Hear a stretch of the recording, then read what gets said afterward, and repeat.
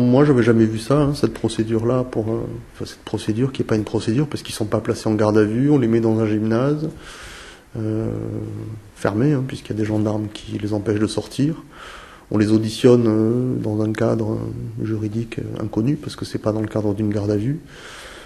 On les envoie en rétention administrative sur le continent, alors que c'est des gens qui, de toute évidence, veulent demander l'asile. Hein, Ils l'ont indiqué à maintes reprises leur souhait c'était de solliciter l'asile en France, et la loi est claire là-dessus. Hein. Enfin, c'est un principe constitutionnel, le droit d'asile égale droit au séjour. Hein. Donc si vous venez en France pour solliciter l'asile, normalement on doit vous accorder le droit au séjour en attendant que votre demande d'asile soit examinée. Là, la procédure qui a été choisie, c'est celle de l'arrêté de reconduite à la frontière.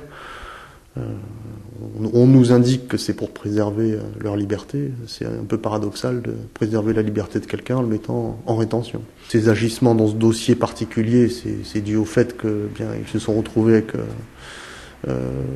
pas mal de gens à gérer assez rapidement. Surtout que c'était, en Corse, peut-être un endroit où il n'y avait pas un commissariat suffisamment grand pour gérer ce flux. Peut-être que ça les a poussés à faire des erreurs. Je ne sais pas si c'est lié, bien sûr c'est lié à la politique du gouvernement actuel qui affiche les objectifs de reconduite à la frontière clairement.